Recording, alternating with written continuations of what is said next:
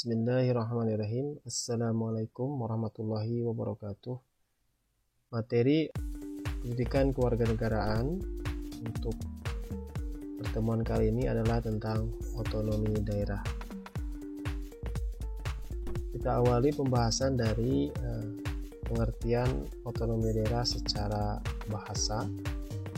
Itu dari bahasa Yunani, autos dan nomos.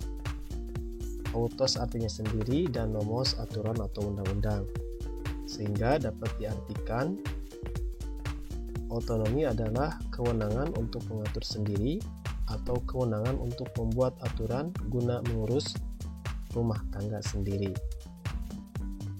Baik, sedangkan otonomi daerah menurut Undang-Undang Nomor 9 Tahun 2015 yang merupakan perubahan kedua atas Undang-Undang Nomor 23 Tahun 2014 tentang pemerintahan daerah, memberikan pengertian bahwa otonomi daerah adalah hak, wewenang dan kewajiban daerah otonom untuk mengatur dan mengurus sendiri urusan pemerintahan dan kepentingan masyarakat sesuai dengan peraturan perundang-undangan. Peraturan perundang-undangan yang dimaksud adalah dua diantaranya adalah yang disebutkan tadi. Baik, selanjutnya apa tujuan otonomi daerah? Tujuan otonomi daerah adalah meningkatkan daya guna, hasil guna, penyelenggaraan pemerintahan dalam rangka pelayanan terhadap masyarakat dan pelaksanaan pembangunan sesuai dengan peraturan perundang-undangan. Jadi mendayagunakan dan menghasilgunakan potensi daerah agar dimanfaatkan secara efektif dan efisien. Baik, selanjutnya kedudukan pemerintahan pusat dan perannya itu seperti apa? Pertama, sebagai fungsi pelayanan. Jadi melayani kebutuhan masyarakat secara tidak diskriminatif. Kemudian ada fungsi pengaturan. Pemerintah mengatur dan memberikan perlindungan kepada masyarakat. Kemudian ada fungsi pemberdayaan. Dalam fungsi ini, pemerintah pusat sebagai fasilitator dan motivator untuk membantu masyarakat menemukan jalan keluar dalam menghadapi setiap persoalan hidup. Baik, kita garis bawahi tentang fungsi pengaturan karena ini sangat penting. Maka dijelaskan secara rinci fungsi pengaturan dari pemerintahan pusat adalah menyediakan infrastruktur ekonomi. Fungsi pengaturannya misalkan memberlakukan undang-undang atau peraturan pemerintah seperti Omnibus Law, itu bagian dari fungsi pengaturan dari pemerintahan pusat. Kemudian menyediakan barang dan jasa kolektif, artinya pemerintah pusat menyediakan fasilitas umum untuk masyarakat, jalan, rumah sakit. Kemudian menjembatani konflik dalam masyarakat. Kalau ada konflik antara suku, antar ormas, maka pemerintah pusat memiliki fungsi pengaturan untuk menyelesaikannya. Menjaga kompetisi.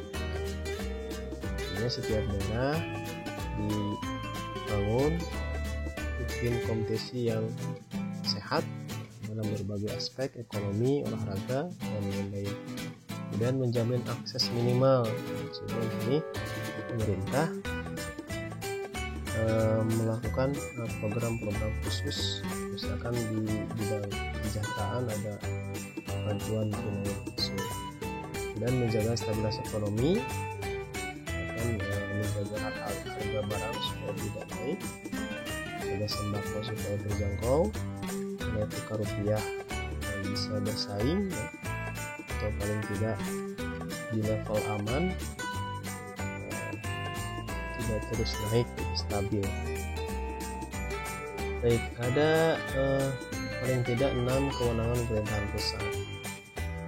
Pertama, urusan luar negeri, kemudian urusan pertahanan keamanan, urusan justisi, urusan hukum, kemudian moneter, masalah keuangan, nilai tukar rupiah, kemudian masalah fiskal nasional, masalah pajak dan lain-lain. Kemudian masalah agama itu masih menjadi kewenangan pemerintah pusat. Kemudian pemerintahan daerah. Apa yang maksud dengan pemerintahan daerah? Bagaimana kedudukan dan perannya? Pemerintahan daerah adalah penyelenggara urusan pemerintahan di daerah. Itu yang dilakukan oleh pemerintah daerah dan DPRD. Menurut asas otonomi dan tugas pembantuan dengan prinsip otonomi seluas-luasnya.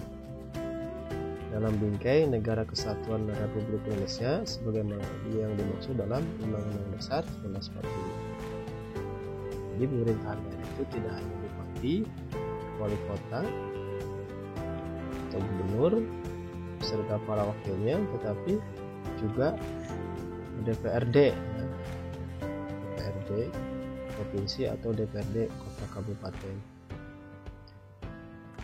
Nah, di sini dijelaskan bahwa menurut undang-undang yang berlaku di Indonesia, kepala daerah itu terdiri dari gubernur yang memimpin provinsi, wali kota memimpin kota, bupati memimpin kabupaten, beserta para wakilnya yang dipilih secara demokratis secara periodik 5 tahun satu kali. Kemudian kewenangan pemerintah daerah. Di sini ada beberapa kewenangan pemerintah daerah: perencanaan pengendalian pembangunan, pemanfaatan dan penguasaan tata ruang, penyelenggaraan ketertiban umum, penyediaan sarana prasarana, bidang kesehatan, pendidikan, masalah sosial, ketenaga kerjaan, operasi usaha kecil, lingkungan hidup, dan pelayanan pertanahan. Itu bagian dari kewenangan pemerintah daerah.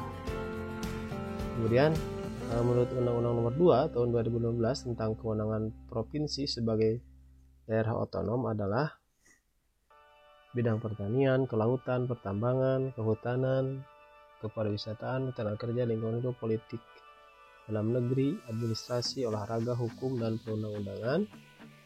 Itu bagian dari kewenangan pemerintah daerah tingkat provinsi berdasarkan aturan atau undang-undang yang ada. Nah, ada yang menjadi tolok ukur pelaksanaan otonomi daerah, berhasil atau tidaknya, atau sukses atau tidaknya otonomi daerah,